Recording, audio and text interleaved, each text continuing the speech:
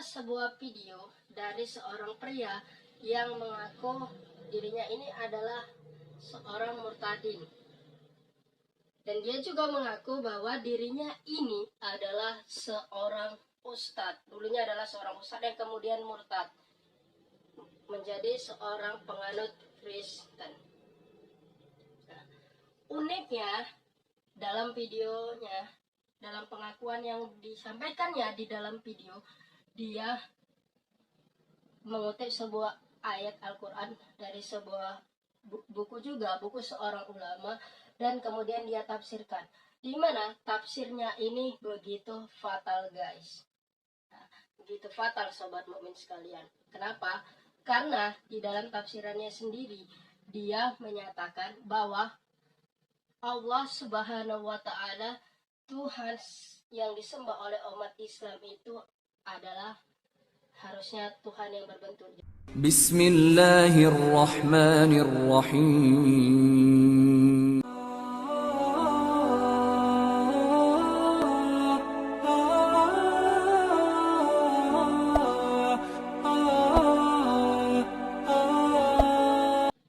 Assalamualaikum warahmatullahi wabarakatuh.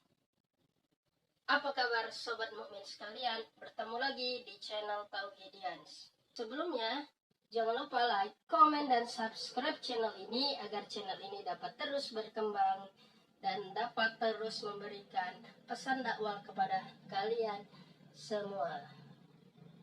Oke sobat mukmin sekalian, ada sebuah video dari seorang pria yang mengaku dirinya ini adalah seorang murtadin. Dan dia juga mengaku bahwa dirinya ini adalah seorang ustadz. Dulunya adalah seorang ustadz yang kemudian murtad menjadi seorang penganut Kristen. Nah, uniknya dalam videonya, dalam pengakuan yang disampaikannya di dalam video, dia mengutip sebuah ayat Al-Quran dari sebuah buku juga, buku seorang ulama, dan kemudian dia tafsirkan.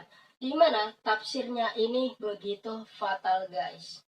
Nah, begitu fatal, sobat mukmin sekalian. Kenapa? Karena di dalam tafsirannya sendiri dia menyatakan bahwa Allah Subhanahu wa Ta'ala, Tuhan yang disembah oleh umat Islam itu adalah harusnya Tuhan yang berbentuk. Jadi dia menyatakan bahwa Tuhan Allah Subhanahu wa Ta'ala itu berbentuk. Nah, ini kan sungguh fatal, guys, ya. Oke, tanpa berlama-lama lagi, marilah kita sama-sama simak video yang cukup kontroversial ini, guys. Oke, tafadhol. Salam, kasih karunia, rahmat, dan damai sejahtera datangnya dari Allah. Tapi tertuju kita menghadap Tuhan, mengharap ampunan serta ridhonya. Pada kali ini saya akan memberikan kesaksian. Nama saya Hirman Pasa, berasal dari Kota Kembang, Bandung. Pada saat itu saya menganut agama Islam karena turunan dari orang tua dan nenek moyang saya. Dan pada saat itu juga saya menjadi seorang pendidik di salah satu pondok pesantren di Kota Kembang, Bandung. Jadi pada saat itu saya sakit jantung, bahkan saya harus dirawat di rumah sakit Bromeos, Bandung. Dokter memutuskan saya harus dioperasi karena pada saat itu jantung saya bocor dan jantung saya itu udah biru sebelah. Nah, pada saat itu masih menganut agama Islam. Nah, di samping saya itu ada satu pasien jantung juga, cuman itu orang Kristen. Yang nunggunya itu ibu-ibu setiap pagi, setiap siang, sore, bahkan setiap malam suka menyanyi dan memberikan doa kepada pasien itu. Seperti mana pujiannya? Seperti ini. Bagaikan bejana siap dibentuk, demikian hidupku di tanganmu. Dengan urapan kuasa rohmu, ku dibaharui selalu. Begitu saya mendengarkan nyanyian itu, alunan suara si ibu itu, jadi saya itu agak tenang. Tapi saya yakin bahwa kata-kata si ibu itu akan menyembuhkan penyakit saya. Saya belum percaya waktu itu karena saya agama Islam, bukan agama Kristen. Tapi saya baru yakin. Nah, langsung di situ udah 2 hari kemudian pasien sebelah saya itu meninggal. Oh, berarti saya juga akan meninggal. Karena orang jantung itu jarang hidup kembali kalau udah masuk ICU. Tapi saya waktu di dalam ICU itu sadar tetap gitu, mendengarkan pujian si ibu.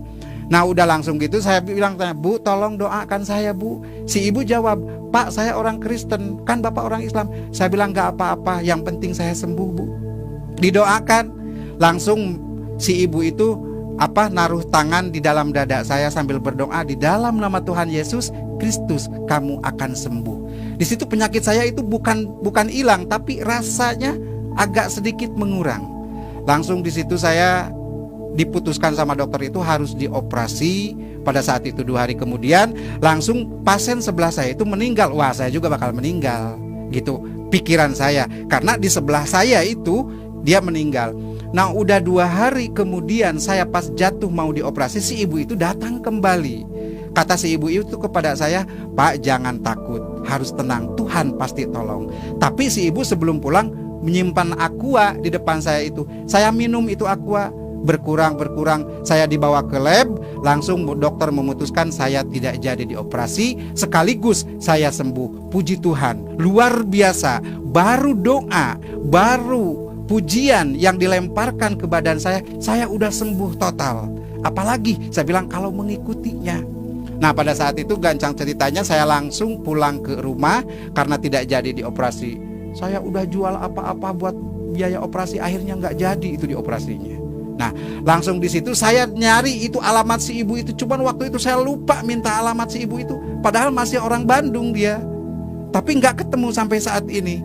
Nah di situ saya langsung berpikir gimana caranya, karena saya itu guru atau ustadz di salah satu pondok pesantren, nggak mungkin lah saya bisa di demo. Nah udah begitu langsung saya bisa ada hubungan kemana-mana, langsung ada ngasih nomor kontak satu pendeta yang berasal dari Jakarta. Langsung saya menuju. Pada saat itu saya udah mengerti gitu ajaran-ajaran Kristen, tapi saya belum total. Nah udah langsung saya tinggal di rumahnya pendeta di Jakarta sampai saat ini udah 10 bulan. Luar biasa, Tuhan Yesus menolong saya. Ada satu kenikmatan yang mengikuti ajaran Tuhan Yesus Kristus. Ada satu keistimewaan yang kita rasakan pada saat kita dibaptis. Saudara pernah dibaptis? Apa yang rasakan saudara pada dibaptis itu? Pengalaman saya waktu saya dibaptis. Saya dibaptis oleh 2 pendeta. Ya, langsung begitu turun masuk ke kolam baptisan, saya dibaptis. Begitu ditenggelamkan, saya katanya pingsan. Padahal saya bukan pingsan, dibawa salah satu orang tapi yang saya nggak kenal ke satu tempat yang luar biasa indahnya. Burung-burungnya, air-airnya, taman-tamannya indah sekali. Nah pada saat itu saya pingsan katanya karena waktu dibaptis itu. Nah di situ saya sama satu orang yang tidak dikenal itu dikasih kenang-kenangan atau dikasih bingkisan. Sampai saat ini belum ketemu. Apa sih artinya itu?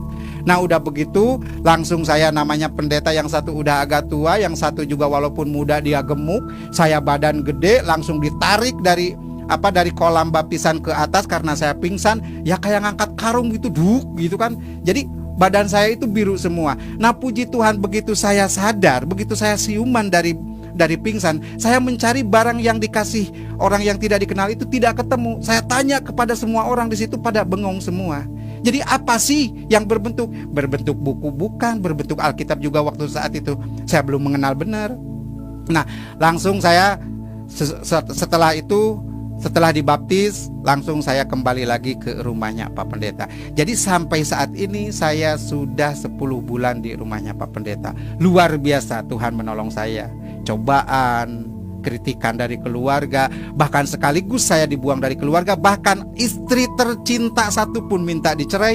Anak pun sampai saat ini tidak ada komunikasi dengan saya. Tapi bagi saya nggak apa-apa.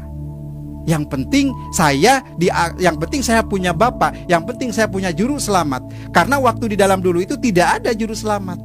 Ada juga syafaat. Ya, kalau syafaat itu kalau orang mau syafaat, disyafaatkan. Kalau juru selamat itu beda. Semua orang mengikuti dia pasti jalan. Mungkin ini yang dinamakan Shirathul Mustaqim, jalan kebenaran. Saya pernah mendapatkan pernah membaca di dalam satu kitab Tizan Daruri. Kalau di dalam Islam itu tauhid, ya. Kalau di dalam Kristen itu adalah teologi, ketuhanan. Di situ di dalam Tizan dikatakan la ilaha illallah iku maujud, la ilaha illallah iku ma'bud. Kalau orang di masjid kan suka baca itu. La ilaha illallah, tiada Tuhan selain Allah, iku maujud, yang berbentuk. La ilaha illallah iku ma'bud, tiada Tuhan selain Allah kecuali untuk diibadahan. Jadi kita ibadah itu kepada Tuhan yang berbentuk wujudnya.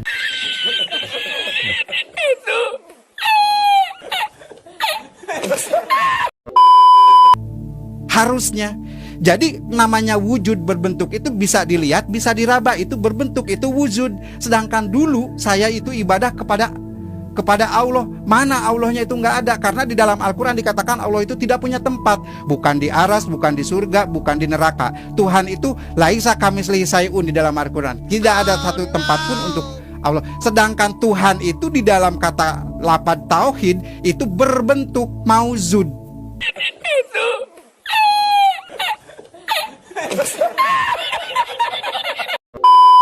Nah di situ, oh jelas. Jadi sedikit-sedikit sampai saat ini saya menggali bahwa inilah jalan kebenaran luar biasa, ibu bapak saudara. Isa Al-Masih juru selamat kita itu adalah untuk menyelamatkan kita.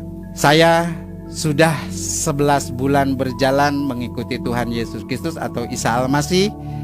Saya minta dukungan dan doanya. Semoga saya diberikan kekuatan dan kesabaran. Dan saya minta doanya juga dari semua pihak untuk Pak Pendeta yang mengurus saya dan keluarganya. Semoga beliau ini diberkati. Jadi saya menghimbau, pesan dari saya, yang sudah mengikuti Isa Al-Masih dari kecil jangan sampai jadi mualaf. Rugi banget. Kita tadinya dari naik taksi naik ke beca, memang semua juga kendaraan, tapi rugi banget gitu. Jadi tetap kita sampai mati pun, sampai kemanapun, sampai tua pun, diberikan cobaan apapun, kita harus kuat mengikuti Isa Al-Masih, karena Isa Al-Masih adalah is the best bagi kita, juru selamat bagi kita semua. Saudara yang terkasih, mungkin inilah yang saya perlu sampaikan. Jadi pesan dan kesan bagi saya untuk semua, yuk mari kita pegang kuat-kuat, jangan sampai kita jadi mualaf. Tuhan memberkati. Oke, kita sudah simak video yang disampaikan oleh pria tadi. Jadi sebenarnya video ini sudah beredar sekitar 2 tahun yang lalu.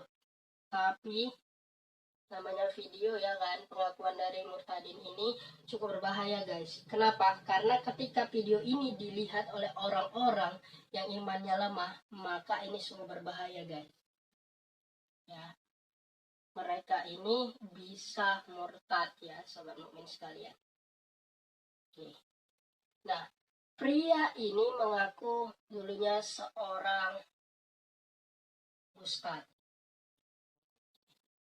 Dalam pengakuannya ya, ceritanya dia banyaklah begitu. Jadi untuk ceritanya yang Kristen dia bertemu dengan Yesus apa segala macam, itu saya tidak komentari karena itu ranah dia sebagai seorang penganut Kristen ya. Jadi tidak saya komentari itu. Nah, yang saya soroti di sini adalah pengakuan dia sendiri. Oke, dia mengutip sebuah